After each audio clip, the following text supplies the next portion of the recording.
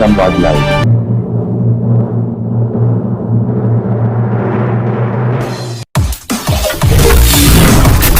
संवाद लाइव।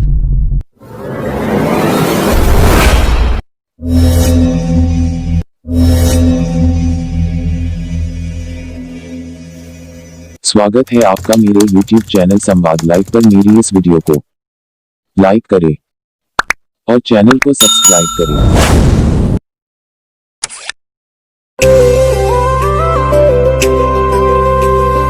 चौक की लिखावट से, रंगों की बनावट से सपने सजाएंगे हम, स्याही और किताबों से, कोरे कोरे पन्नों से सपने सजाएंगे हम।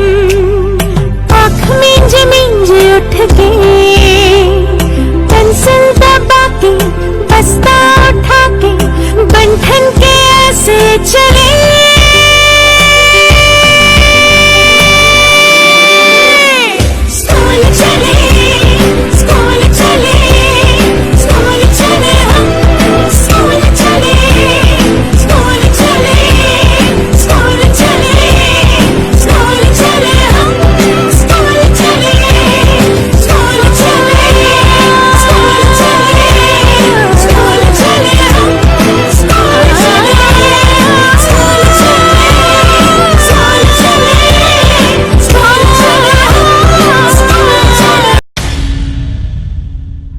नमस्कार दोस्तों, चपला देवी की कहानी नाना साहब की पुत्री ये भाग विद्यार्थियों के लिए लाभप्रद सिद्ध होंगे।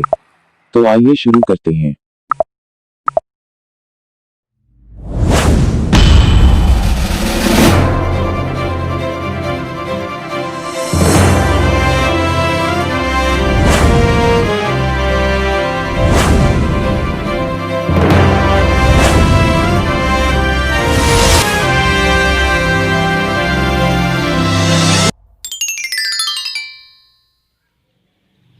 नमस्ते प्रिय विद्यार्थियों, आज हम कक्षा 9 क्षितिज भाग 1 के गद्य खंड से 5वां पाठ नाना साहब की पुत्री देवी मैना को भस्म कर दिया गया, जिसकी लेखिका हैं चपला देवी, इस पाठ का अध्ययन करेंगे।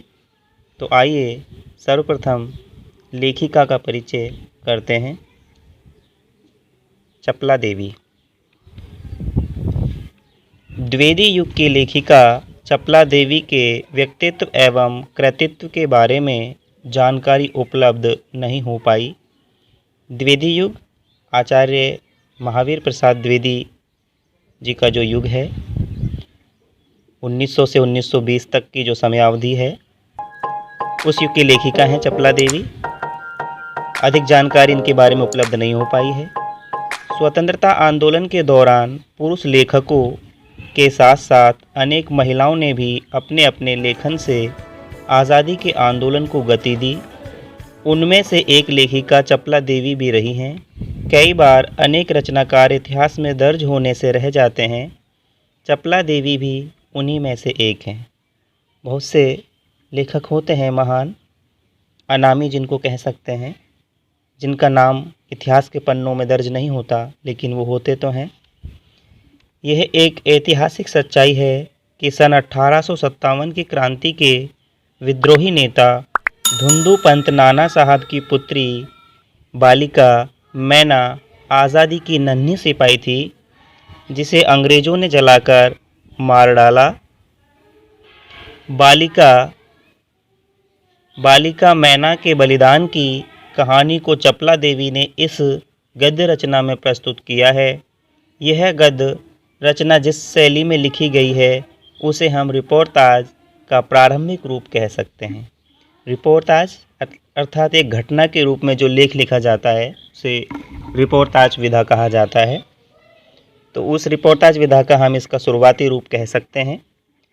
यहाँ पर इस पाठ का परिचय दिया गया है, देखते हैं। मातृभूमि की स्वतंत्रता और उसकी रक्षा के लिए जिन्होंने अपने प्राण न्यौछावर कर दिए, उनके जीवन का उत्कर्ष हमारे लिए गौरव और सम्मान की बात है। उस गौरवशाली किंतु विस्मृत खोई हुई परंपरा से किशोर पीढ़ी को परिचित कराने के उद्देश्य से इस रचना को हिंदू पंच के बलिदान अंक से लिया गया है। हिंदू पंच उस समय का पत्र था। हिंदी गद्य के प्रारंभिक रूप को विद्यार्थी जान पाएं, इसीलिए इस गद्य रचना को मुद्रण और वर्तनी में बिना किसी परिवर्तन के अविकल प्रस्तुत करने का प्रयास किया गया है। जिस रूप में ये हिंदू पंच में छपा था उसी रूप में यहाँ पर इसको प्रस्तुत किया गया है। यहाँ प्यारा सा चित्र दे रखा है मैना देवी का। नाना साहब की पुत्री देवी मैना को भस्म कर दिया गया। नाना साहब की जो पुत्री थी जिनका नाम मैना था, किशोर बालिका थी। नाना साहब धुंधु पंत कानपुर के विद्रोही नेता थे। बिठूर में इनका महल था। इन्होंने अंग्रेज़ों को अच्छा सबक सिखाया। अंग्रेज़ नर नारियों को मौत के घाट उतारा। लेकिन जब अंग्रेज़ों ने विद्रोह बदला लेने की भावना से जब आतंक मचाया तो इनको कानपुर से भागना पड़ा और इनकी जो पुत्री है इनके बिठूर के महल में ही रह गई, जिसे बाद में अंग्रेज़ों ने अपने बदले की भावना से मैना देवी को जिंदा ही जलाकर मार डाला। ऐसा इस पाठ में है। आगे चलते हैं।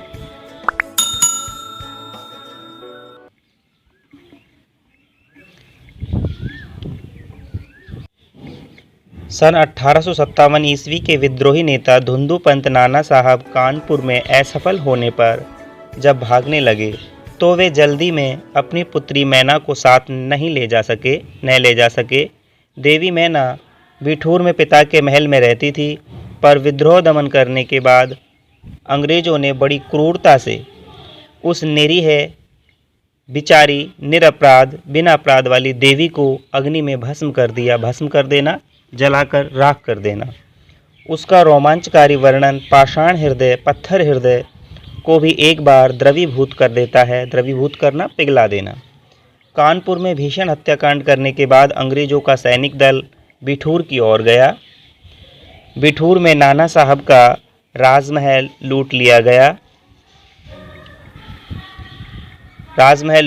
गया, पर उसमें बहुत थोड़ी संपत्ति अंग्रेज़ों के हाथ लगी। इसके बाद अंग्रेज़ों ने तोप के गोलों से नाना साहब का महल भस्म कर देने का निश्चय किया। सैनिक दल ने जब वहां तोपें लगाईं, उस समय महल के बरामदे में एक अत्यंत सुंदर बालिका आकर खड़ी हो गई। उसे देखकर अंग्रेज़ सेनापति को बड़ा आश्चर्य हुआ, क्योंकि महल लूटने के समय वह बालिका वहां कहीं दिखाई नहीं दी थी। उस बालिका ने बरामदे में खड़ी होकर अंग्रेज़ सेनापति को गोले बरसाने से मना किया। उसका करुणापूर्ण मुख और अल्पवयस जानकर, उसका करुणापूर्ण दया से भरा हुआ मुख और अल्पवयस कम उम्र वाली देखकर सेनापति को भी उस पर कुछ दया आई। सेनापति ने उससे पूछा कि क्या चाहती हो।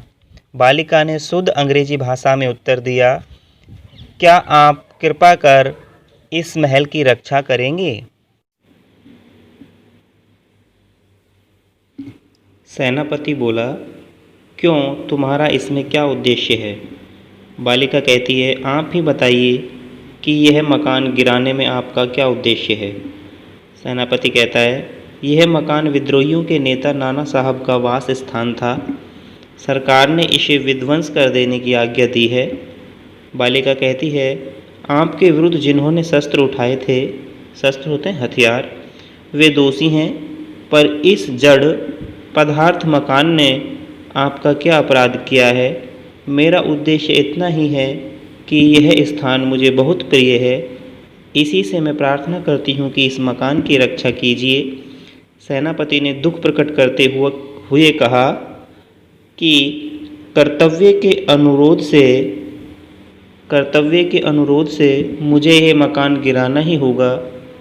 इस पर उस बालिका ने अपना परिचय बताते हुए कहा कि मैं जानती हूँ कि आप जनरल हैं, हैं, इनका नाम है जनरल जी का। आपकी प्यारी कन्या मेरी, मैं और मुझ में बहुत प्रेम संबंध था। कई वर्ष पूर्व मेरी, इनकी जो बेटी हैं जनरल की, उनका नाम मेरी है, मेरी मेरे पास बराबर आती थी और मुझे हृदय से चाहती थी। उस समय आप भी हमारे यहाँ आते थे और मुझे अपनी पुत्री के ही समान प्यार करते थे। मालूम होता है कि आप वे सब बातें भूल गए हैं।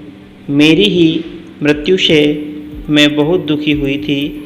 मेरी की मृत्यु से मैं बहुत दुखी हुई थी जब इनकी पत्नी जनरल है की पत्नी मेरी का देहांत हुआ, तो मैना को बहुत दुख हुआ। उसकी एक चिट्ठी मेरे पास अब तक है। यह सुनकर सेनापति के होश उड़ गए।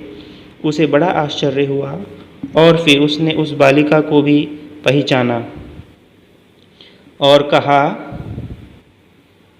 अरे यह तो नाना साहब की कन्या मैना है।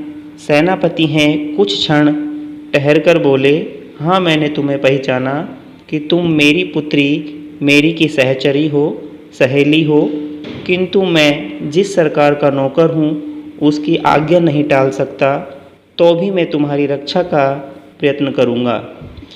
इसी समय प्रधान सेनापति जनरल आउटरम वहाँ आ पहुँचे और उन्होंने बिगड़कर सेनापति है से कहा, नाना का महल अभी तक तोप से क्यों नहीं उड़ाया गया। सेनापति है ने विनयपूर्वक कहा, मैं इस फिक्र में हूँ, किंतु आपसे एक निवेदन है, क्या किसी तरह नाना का महल बच सकता है। आउटरम बोला, गवर्नर जनरल की आज्ञा के बिना यह संभव नहीं। नाना साहब पर अंग्रेजों का क्रोध बहुत अधिक है। नाना के वंश या महल पर दया दिखाना असंभव है। सेनापति हैं कहते हैं, तो लॉर्ड कैनिंग गवर्नर जनरल को इस विषय का एक तार देना चाहिए। तार होता है संदेश। टेलीग्राम की सेवा चलती थी पहले, अब भारत सरकार ने तार सेवा को बंद कर दिया है। आउटरम बोला, आखिर आप ऐसा क्यों चाहते हैं। हम यह महल विध्वंस किए बिना, नष्ट किए बिना और नाना की लड़की को गिरफ्तार किए बिना नहीं छोड़ सकते। सेनापति हैं मन में दुखी होकर वहाँ से चला गया। इसके बाद जनरल आउटरम ने नाना का महल फिर घेर लिया। महल का फाटक तोड़कर अंग्रेज सिपाही भीतर घुस गए और मैना को खोजने लगे, किंतु आश्चर्य है कि सारे महल का कोना कोना खोज डाला पर मैना का पता नहीं लगा। उसी दिन संध्या समय लॉर्ड कैनिंग का एक संदेश आया जिसका आशय इस प्रकार था, लंदन के मंत्रिमंडल का यह मत विचार कि नाना का स्मृति चिन्ह तक मिटा दिया जाए, उनकी कोई पहचान नहीं छोड़ी जाए, इसलिए वहाँ की आज्ञा के विरुद्ध कुछ नहीं हो सकता। उसी क्षण क्रूर अत्याचारी जनरल आउटरम की आज्ञा सेनाना साहब के सुविशाल राज मंदिर पर तोप के गोले बरसने लगे। घंटे भर में वह महल मिट्टी में मिला दिया गया। उस समय लंदन के सुप्रसिद्ध टाइम्स पत्र में 6 सितंबर को अर्थात 6 सितंबर को यह एक लेख लिखा गया। बड़े दुख का विषय है कि भारत सरकार आज तक उस दुर्दांत नाना साहब को, देखो दुर्दांत कहा गया है, दुर्दांत होता है अत्यधिक भयंकर। नाना साहब अंग्रेजों के लिए दुर्दांत थे, बहुत भयंकर थे। दुर्दांत नाना साहब को नहीं पकड़ सकी, जिस पर समस्त अंग्रेज जाति का भीषण क्रोध है। जब तक हम लोगों के शरीर में रक्त रहेगा तब तक कानपुर में अंग्रेजों के हत्याकांड का बदला लेना हम लोग नहीं भूलेंगे। उस दिन पार्लियामेंट की हाउस ऑफ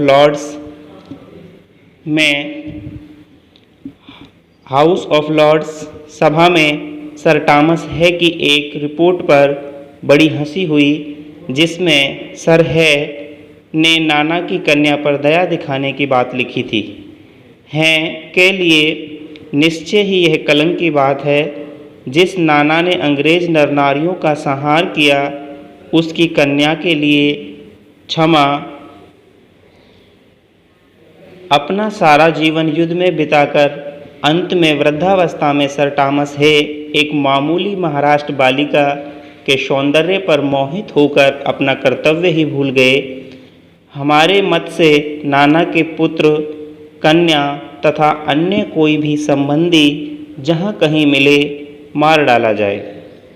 नाना की जिस कन्या से है का प्रेमालाप हुआ, प्रेमपूर्ण वार्तालाप हुआ, उसको उन्हीं के सामने फांसी पर लटका देना चाहिए, ऐसा उस अखबार में छपा था।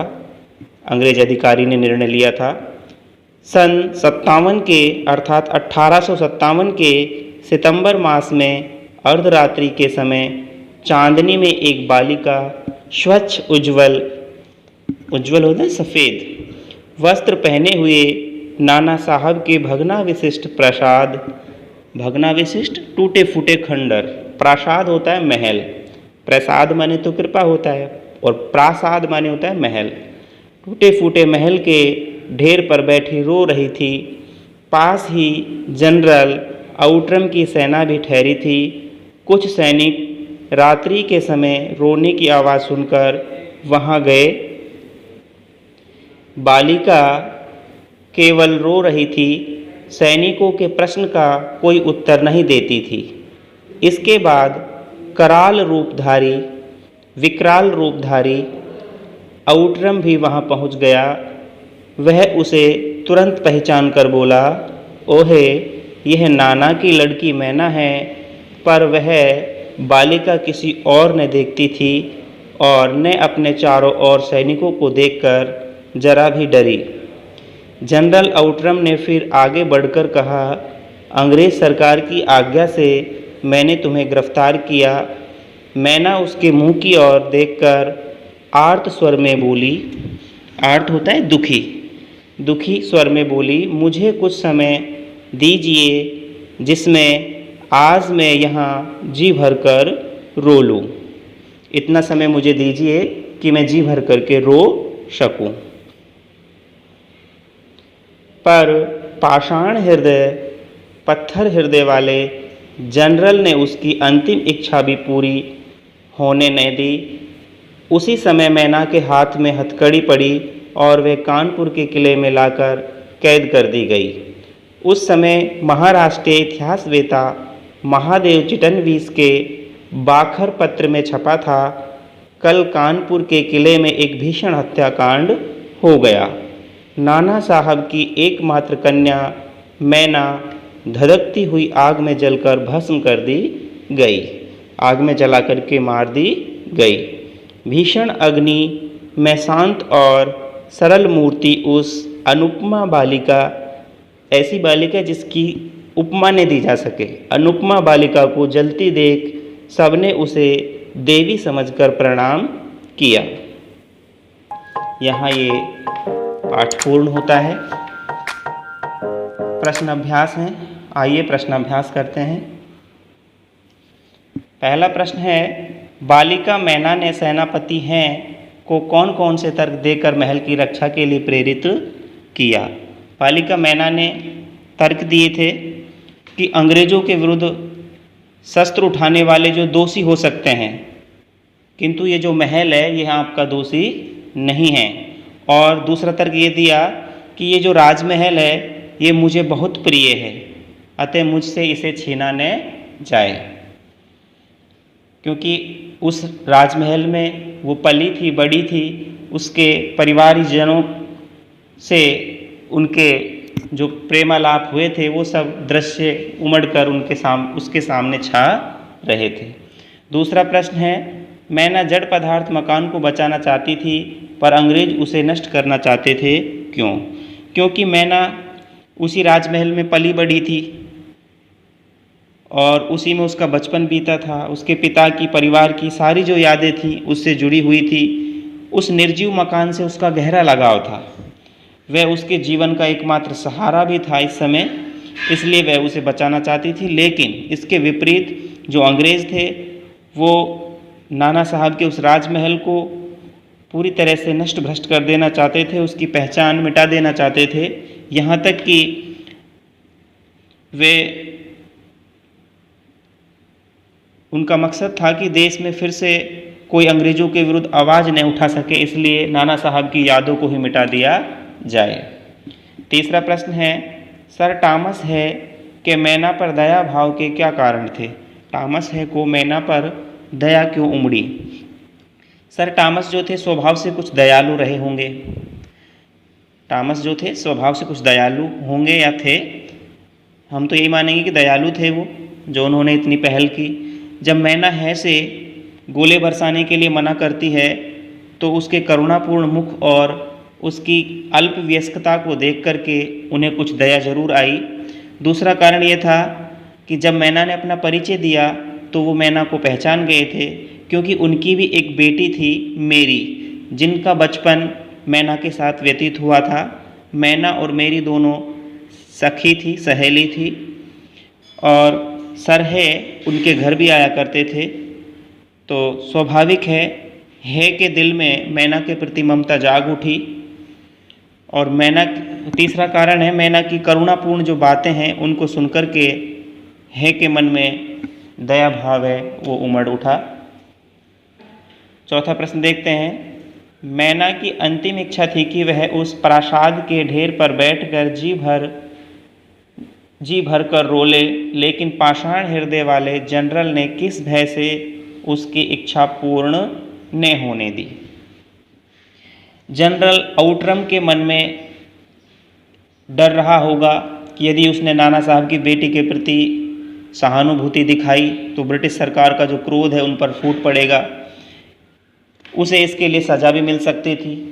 और क्रोध से पागल जो सामान्य अंग्रेज़ नागरिक थे वो भी उन पर अपनी नाराज़गी प्रकट कर सकते थे। तो इसी कारण से उसने मैना की जो छोटी सी इच्छा थी कि जी भरकर वो उन्हें रो लेने दे, उसे भी वो पूरा नहीं कर सके।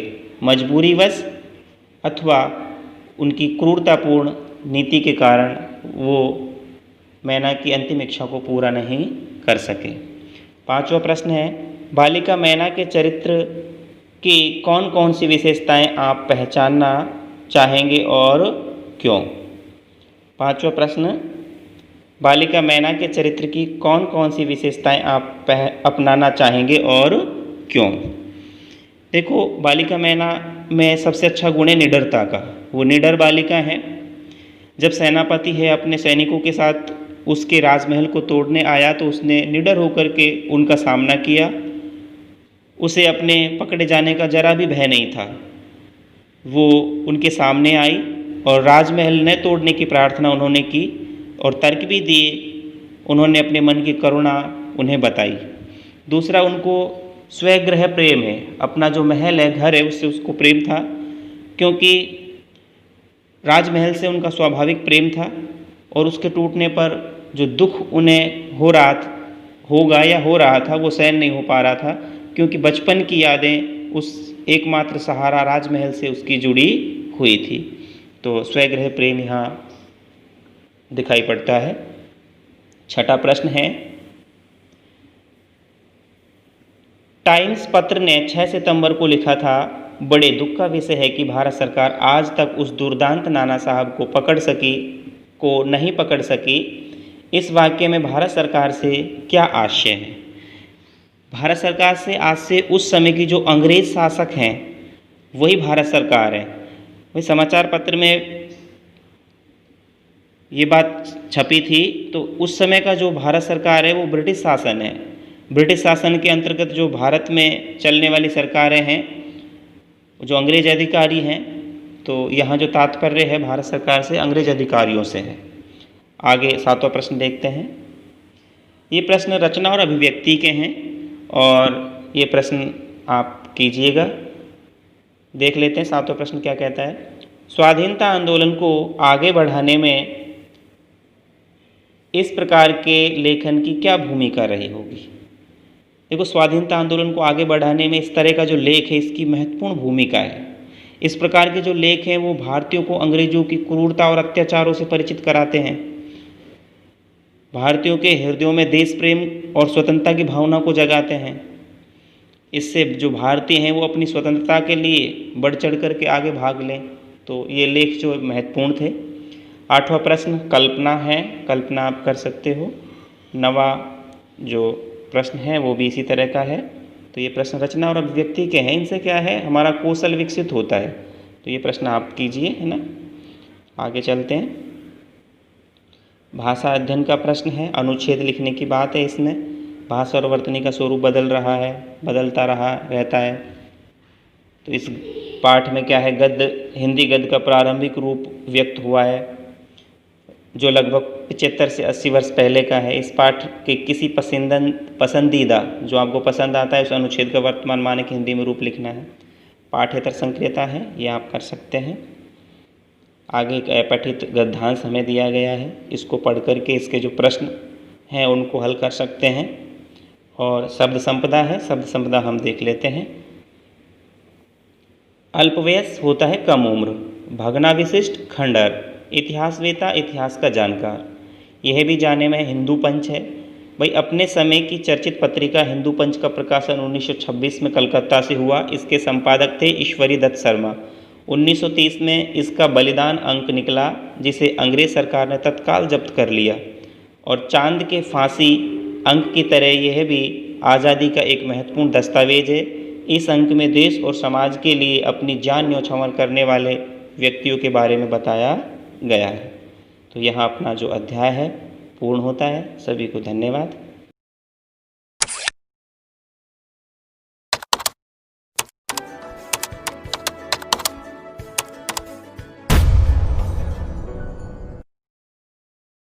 तो इस प्रकार दोस्तों आपने धैर्यपूर्वक चपला देवी की कहानी नाना साहब की पुत्री देवी मैना को भस्म कर दिया गया को पढ़ा, देखा और समझा।